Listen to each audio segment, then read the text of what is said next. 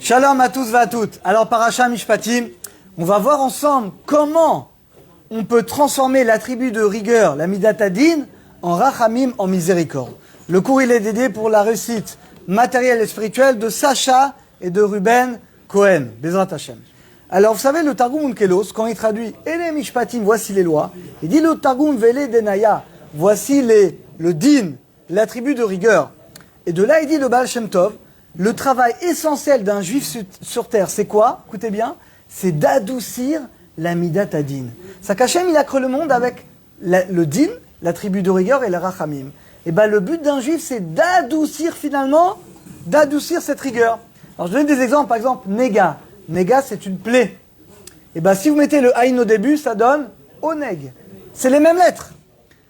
Pareil, pécha. Pécha, c'est une fausse. Si tu mets le shin au début, ça fait shefa, l'abondance. Donc, en fait, le travail d'un juif, c'est de transformer le mal en bien, la rigueur en miséricorde. Comment? Alors, les amis, on va avoir deux solutions extraordinaires. Deux solutions pour qu'on puisse le faire de manière concrète tous les jours dans nos vies. Première solution, c'est d'étudier la Torah la nuit.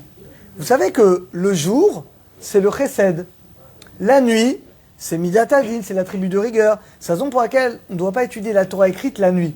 Parce que la Torah écrite, c'est le chesed, et la nuit, c'est Midat Hadin. Mais d'étudier la Torah orale la nuit, alors ça, c'est extraordinaire. Vous savez pourquoi? Parce que la Torah, c'est la lumière. C'est écrit Ner Mitzvah, Vetorah Or. Donc la Torah, c'est la lumière. C'est le chesed. Donc quand, pendant la nuit, c'est un temps de rigueur. Toi, tu vas étudier la Torah orale, la Lacha, le Shulchan Aruch, la Mishnah, la Gemara. Eh bien, tu vas adoucir finalement l'attribut de rigueur. Et ça, les amis, c'est un cadeau extraordinaire. Maintenant, la nuit, je ne vous ai pas dit de vous lever à 2h du matin. La nuit, en ce moment, à 5h30, c'est la nuit. C'est qu'après l'heure de la sortie de Shabbat, c'est la nuit, c'est l'attribut de rigueur. Toi, tu étudies la Torah, en particulier la Torah orale, eh bien, finalement, tu adoucis la Midat Hadin, tu adoucis l'attribut de rigueur. Deuxième manière, et regardez ce que dit le Baal Shem Tov, extraordinaire. On sait bien que l'attribut de rigueur, quand on dit Midat Hadin, ça fait penser à quoi? Les épreuves de la vie. Les épreuves qu'Hachem envoie à chacun d'entre nous, au clan d'Israël, le monde entier, eh bien, ça vient de Midat Hadin, d'attribut de rigueur. Mais dit le Baal Shem Tov, un juif, il doit savoir, Ilan, que même l'attribut de rigueur, il vient d'où? Il vient de Midat HaRachamim, de l'attribut de Chesed. Comme un enfant. Des fois, tu as un enfant, bah, tu dois le punir pour le remettre dans le droit chemin. C'est de l'amour. Et bah, pareil, vous savez que c'est un pasouk. C'est un pasouk, la Torah dit, de même qu'un homme, il punit son enfant pour le remettre dans le bon chemin, de même Hachem, il nous punit. Donc on doit savoir, les amis, que la punition, on ne doit pas voir ça comme des chrétiens. Ah, Dieu, il est là, t'as fait une avéra, et il va te punir, il prend son fusil là. Non, chas shalom. Hachem, c'est notre Père, il nous aime. Mais quand on fait des erreurs, bah de même que toi, tu redresses tes enfants, tu as besoin pour qu'ils aillent dans le droit chemin, Hachem, il nous aime. Donc il va des fois nous envoyer des épreuves. Le but, c'est uniquement de nous réveiller, qu'on fasse tchouva, qu'on s'arrange et qu'on revienne vers lui. Donc en réalité, l'épreuve qu'Hachem nous envoie, c'est un acte d'amour. Comme toi avec tes enfants. Il y a un Tana qui va représenter ça, que vous connaissez tous. Comment s'appelait le maître de Rabbi Akiva? Ish Gamzu, c'est bizarre comme nom. Normalement, un maître, on l'appelle Rabbi, on ne l'appelle pas Rabbi. Ish Gamzu. L'homme, ça aussi. Pourquoi? Parce que chaque chose qui lui arrivait, il disait Gamzu Letova. Il dit le Rashmonovitz, le fait qu'on ne l'appelait pas Rabbi. Moi, je dis, c'est honteux. Un grand Rabbi comme ça, le maître de Rabbi Akiva, tu l'appelles même pas Rabbi. De là, on apprend que Ish Gamzu, c'est plus grand que Rabbi. Le fait qu'on l'appelait chaque chose qui lui arrive, Gamzu Letova, ça aussi c'est pour le bien, et bien ça c'est encore plus, un niveau encore plus élevé que Rabbi. Même que Rabbi Akiva, c'était le maître de Rabbi Akiva. Chaque chose qui lui arrivait, ce Rav, chaque chose, même la pire, il disait Gamzu Letova. Il avait bémet l'emouna, que ça venait d'Hachem, c'était un acte d'amour. Il y a une histoire qui va illustrer tout ça.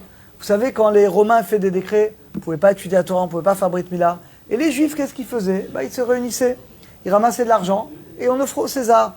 Maintenant, va ramasser de l'argent jusqu'à Rome. C'est dangereux, il y a des brigands. Qui on va envoyer? Ils ont dit des sages, on va envoyer Ish Gamzu, ce rave-là, parce qu'il a l'habitude d'avoir plein de miracles dans sa vie.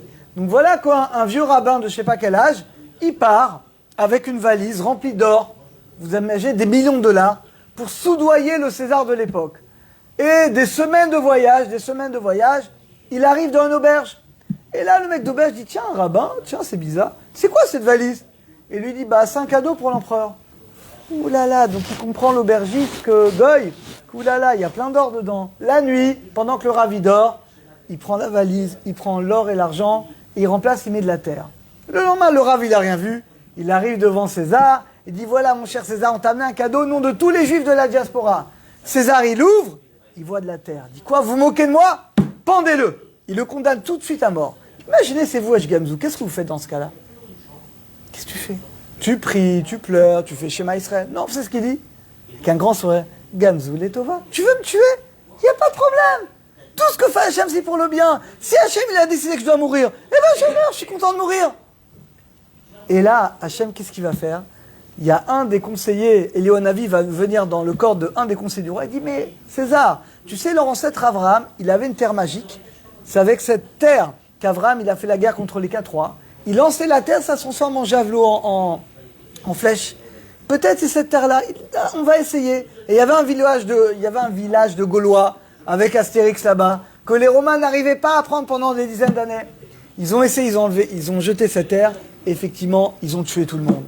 Alors il était tellement heureux, César, il a dit à Gamzou, rentre dans mes trésors, prends tout ce que tu veux et tu rentres. Il a pris les trésors, il est rentré, et il s'arrête où? À la même auberge. Et là, l'aubergiste, il dit, mais qui t'a donné tout ça? C'est l'empereur pour me remercier du cadeau que je lui ai fait. Quoi? C'était la terre de mon jardin. Alors voilà le goy, il amène un camion avec toute la terre de son jardin. Et César a dit, c'est quoi ça? Il dit, c'est moi qui ai la terre que le juif t'a emmenée, c'est mon jardin. Ah bon, on va essayer. Il essaye la terre, évidemment, il n'y a rien. Et ils vont tuer, évidemment, l'aubergiste. Lui et sa famille vont le tuer. Donc on voit, les amis, de cette histoire. Regardez la Emouna, il dit le Baal Shem Tov, tu veux adoucir la Midat Hadin, tu veux transformer le mal en bien, il faut juste remercier Akadosh Baruch Hu. C'est qu'on doit avoir la Emouna, même comme on ne comprend pas. Regardez une période très dure qu'on vit, la pandémie. On vit une période bémet qui est très difficile pour tout le monde à tout niveau.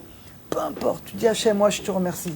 Ce que tu fais, c'est pour le bien. Il y a des choses que je comprends, il y a des choses que je ne comprends pas, je m'en fiche. Moi j'ai l'Emouna, tout ce que tu fais Hachem, Kol et Tova, c'est les Tova. Et c'est Nalcha du Shulchan Aruch, ce que je vous dis. C'est pas une mida des tzadikim. Shulchan Aruch, il dit qu'Hachem, de la même manière qu'un homme doit remercier pour le bien, il doit remercier pour le mal. Donc c'est Nalcha du Shulchan Aruch.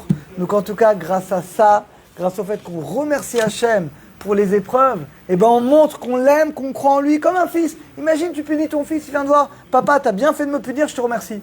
Qu'est-ce que tu fais? Bah, tu lui enlèves la punition, il a compris. Et ben nous c'est pareil. Donc qu'on ait le mérite, par le mérite qu'on remercie à Akadosh Baruch Hu de tout ce qu'il fait, eh bien nous également, on voit se transformer le din en rachamim, l'attribut de rigueur en miséricorde, et qu'on voit que tout le mal apparent, eh bien se transforme en bien. Shabbat Shalom à tous.